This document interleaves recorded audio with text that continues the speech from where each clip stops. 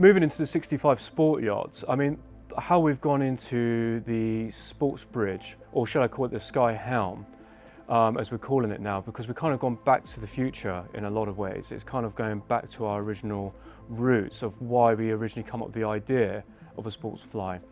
Something sometimes people say the Predator is sometimes missing with the ultra low profile and the sleek look. It's sometimes nice to have a driving position that's slightly higher above to give you firstly better observation when manoeuvring, but also just for escapism, having the wind in your hair. It's like that feeling of driving a classic sports car, and it's that ideal world, which unfortunately we don't really get here in the UK that often, where you've got that kind of mirror glass sea that you're out there and you're almost like breaking the glass as you're driving at 35 knots. And it's that experience and just that feeling of escapism and that happiness you suddenly feel for that moment of like where you are, the heat on your face. And what we try to achieve on the 65 Sport Yacht is a slightly smaller fly.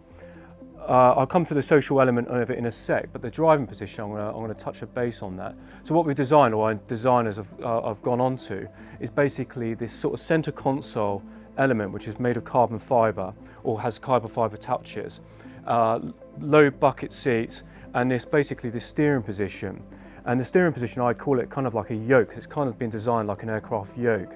And the way we call it that is basically from an observation point of view when manoeuvring.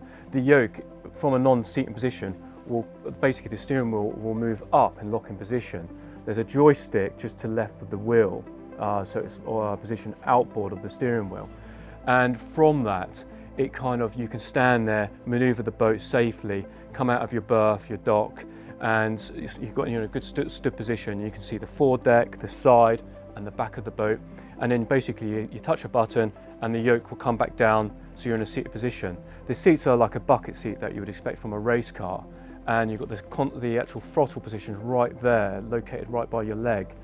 And once you're out of the marina and you've got this open ocean in front of you, you can put the throttles down. The 65 is going to be a brilliant performance. IPS with the 1350s, even with the 1200s, but with the 1350s in particular. It's got the superchargers. She's going to launch straight off from a standstill position like a rocket, and off she goes. The dials themselves, they're like a round with a chrome bezel shape, and we've integrated the navigation into them as well. So they'll come up with the speed and stuff like that. Some of the stuff you sort of expect from a classic or modern, ultra-modern sports car. The social element of the seat is basically you've got this aft sun pad, and basically that creates like a social seating area. It's kind of been designed like a chaise in a lot of ways. So you can use it as a sun pad. So when you're at anchor and you want a bit of escapism and you want to sunbathe, or you want to just escape the family, or you want the kids, they want to escape you. You've got this area that they can sunbathe, listen to music. There's a Sonos zone up there as well, so you can broadcast your own music if you so wish. And you've got an area that you can relax and just watch the world go by. I mean, the 65 Sport Yacht, we've spent a lot of time designing and spending some time designing this boat.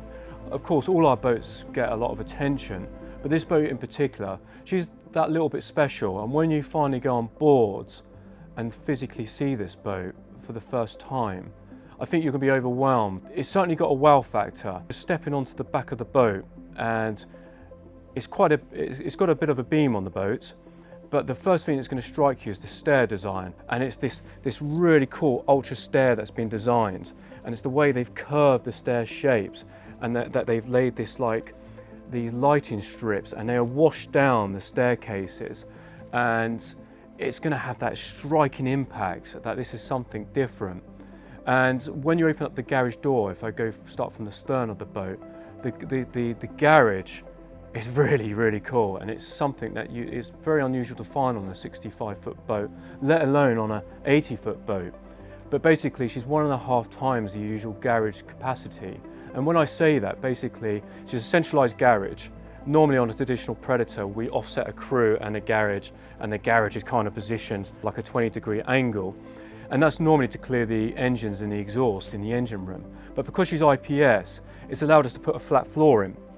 And with that flat floor, it's allowed us to put a bigger garage in than we normally would. We've repositioned the crew cabin further forward. Garage capacity for a 345 jet tender, and to the right hand side of that there's additional space, and that allows room for sea bobs, dive tanks, etc, etc. And also we've got the option there, you can have a flexi-teak deck there, so it actually looks like not just a garage and a workable area, but an area that can be used if you don't have a tender. Take all that gubbins out and actually use as a beach club area, where you still got your dive storage there, you put a couple of director chairs there, and it'll be dressed as an area that you can actually socialise and use. It's a really big capacity. And then moving up into the aft cockpit, a social cockpit, and a little bit more complex up here. So as standard, it'll be a bench seat with a teak deck, and then you've got the breakfast seating arrangement with a drop bar that you probably experienced on the 52 Manhattan and now the 55 Manhattan. But there's options there, and basically the options are you can have that, a social seating area that you've seen on which you see traditionally on most Predators, like if we touch base on the 60 Pred or the 74, which is a social seating, like a U-shaped seating area, or you can have a wet bar option. It's a debate really whether you'd go for the wet bar or not. Some clients like the idea that when they've been doing the ropes and stuff, they've got an area, a wet bar, they can physically wash their hands. They've got a grill and an exterior fridge. But you have to remember on this boat, it's a galley aft design. And being an galley aft design, you literally just open the door and the galley's right there. And it's been designed in a way that we've kind of tried to make the boat as usable as possible. Not only is she sleek and good looking, but the boat is being designed and thought about on how we would use as individuals this boat.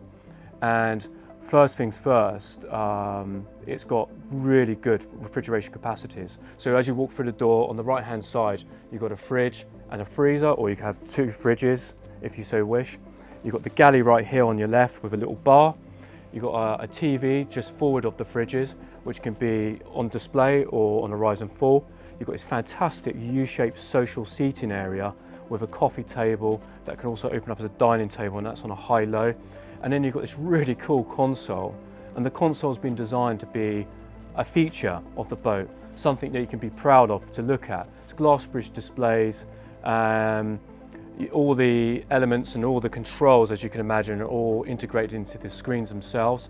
And then we move downstairs, and basically each cabin, now this is where this boat's really, really cool, each cabin has its own ensuite. And then there's also day head. So let's say you've got a full house, the boat's full of, the family, and you've got some friends on board. The guests can use the day head. So it's literally just down the stairs, and on the left is a fully functional day head. Forward VIP is a very comfortable and a good size, and it has basically its own separate ensuite. You go down into the master, and the master is really quite special. There's three options essentially in this area. We call it the lobby area, if we touch from there. The standard would be a storage area, and you can either have the washing machine underneath the stairs, or you can locate it, if you go for the crew option, inside the crew cabin, or you can have it in this bar. And basically in this bar you can have additional fridges or ice maker, or you can have a Grand Master. The Grand Master is something really, really nice. The first boat you'll see on the 65 will have the Grand Master. And basically as you walk down the first two steps, there's a sliding door and basically a desk or vanity unit. Now the desk is quite handy for either to be used as a vanity unit, or for those who want to work on board their yachts and perhaps using the boat as an office. And the Grand Master can be used as that, with a desk there. You can set your laptop up there, you can put a little refrigerator just behind you, and you can use that as a desk. Also there's other options there. There's a lower saloon option. If it's raining, you can put the kids down there, and you can put a TV and put the PlayStation. So it gives you a bit of peace and quiet. And the fourth cabin is a fourth cabin option as well. It's just a single berth that just sits above literally like a little wardrobe and a little bit of a cupboard space. But she's a full beam master, as you would expect. Not too dissimilar in size, a little bit smaller than a 74, but not too dissimilar in size. It doesn't have the walk-in wardrobe like a 74, but does have a wardrobes that mirror each other. I really like the design of this. It's kind of like this chaise design that kind of, it's a seat, but obviously a chaise, and on the end of the seat is a vanity unit. And on the starboard side, you've got a full storage. But one thing you will be quite striking about the 65 is basically the level of detail. It's a boat that Yeah, you know, you'd see it on a lot of Sunseekers with elements of details in the woods, etc., etc.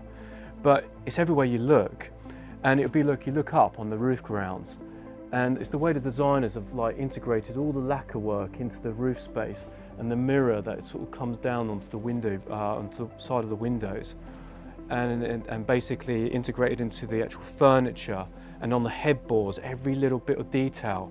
It's a very modern look, but with some elements of Art Deco into it. It's a really sophisticated look and design that obviously can be tailored to the individual taste. It's quite striking and very beautiful, but also very elegant that you would expect from a Sunseeker. One thing we have designed on the 65 Sport Yacht is social elements of the boat. So it's areas of places you can relax, escape, and just sort of capture the sun or shade wherever you prefer. And you see it on a lot of modern boats now, where you've got kind of a foredeck area which has got a sun pad. We call it a Portuguese bow, but basically a foredeck seating area. And in that, there's obviously zone or zones, so basically different areas you can have with the music. And there's options where you can have basically cool plates up on the 65 in particular, inside the rope lockers, so you can put, you know, drinks up there, etc., etc. if you're socialising. The actual exterior seating has been designed in a way to capture some of the interior elements and bring it outside as well. So you've got this sort of like detailing into the seats itself, which is quite stunning and quite nice to look at. The aft sun pad as well has that sort of similar element as well. So you've got the foredeck sun pad and the aft sun pad, and as I mentioned earlier about the sky helm, you obviously got an area up there that you can spend some time to socialise. So you've got all these different elements and areas you can use. So if you find on a lot of sports boats where the bulwarks, the side decks, are very narrow, this boat is very spacious, and the side decks haven't certainly been compromised. And also, it's worth noting as well, it's got side access as well onto the boat. So if you've got a hammerhead dock and you're a bit nervous about having to try and board the boat from the stern, this boat actually has side deck access doors which are fitted as standard, so you can actually use and board the boat from the side of the boat.